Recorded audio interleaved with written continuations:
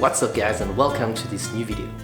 It's gonna be the first of a series about Mexico. So let's jump right into it. We stayed 4 days in Mexico City, the Mexican capital, before flying to Yucatan. I shot some footage but not enough to make a full video, but I still wanted to make one about is it safe to travel in Mexico City? Because it's one of the biggest cities in the world and we hear many things about it.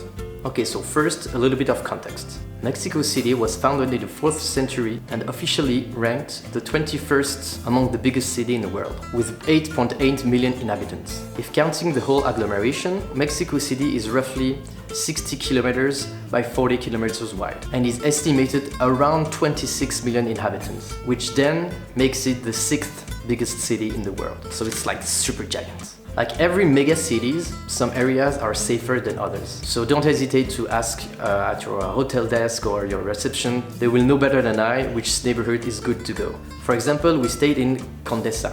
This is one of the safest places in Mexico. It's possible to walk there at any time during the day or at night.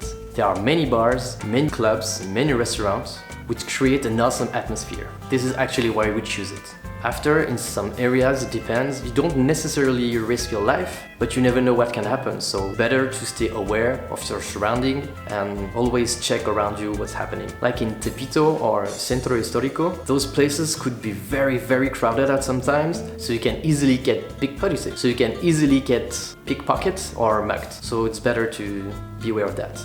If you go a little bit outside of the city, sometimes it can be rough with the people there. For example, we were going down south to the floating garden of Xochimilco. It's about an hour ride by car from the city center.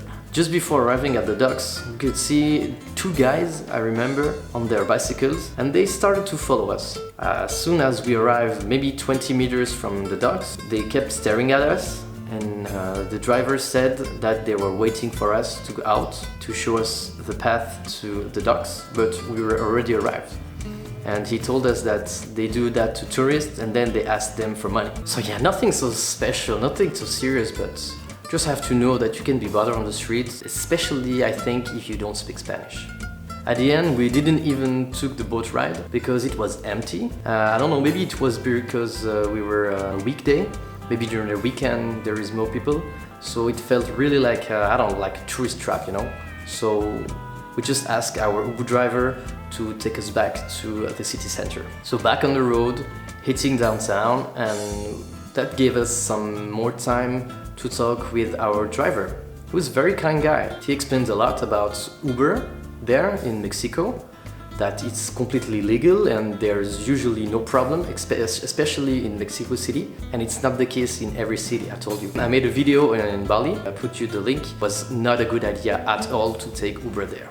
And the big plus with Uber is that there's no scam with them. I mean, the driver, they usually are very kind because they are ranked and they don't mess up with the client, you know. He also told us that there is many different private companies of taxis, and some are more, I would say, friendly than others. For example, some taxi drivers, apparently they have a little button behind the dashboard, and if you don't pay attention, they push this little button and they charge you extra money for the ride. It's not fair. So yeah, with Uber there is no problem like that because the price is set at the beginning and it will not change.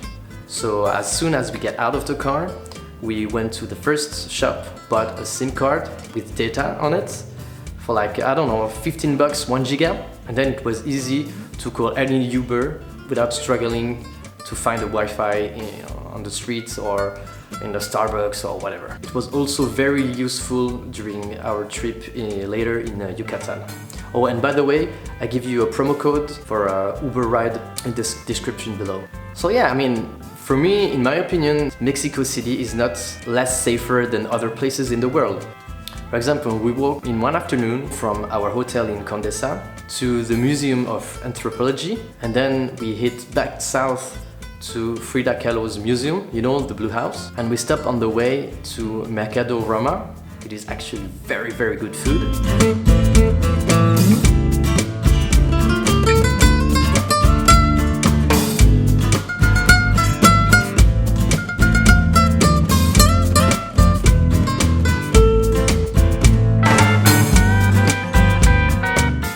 took us the entire afternoon without any problem. Like in every big city, you have pickpockets, you have thieves. I think that if you just use your common sense, hide your DSLR on a backpack, don't show your wallet, don't count your money on the street, ask the local where to go or not, and you'll be fine. So yeah, if you go in Mexico, go to Mexico City at least once in your life. It's a very nice city, the food is delicious, the people are very nice, and there's many things to see. As I told you, like Frida Kahlo's museum, or if you want to take a ride to the city of Puebla. And of course there is the breathtaking site of Teotihuacan, part of the UNESCO Heritage List. Unfortunately, I didn't have time to go there, but if you can, it's a must-do.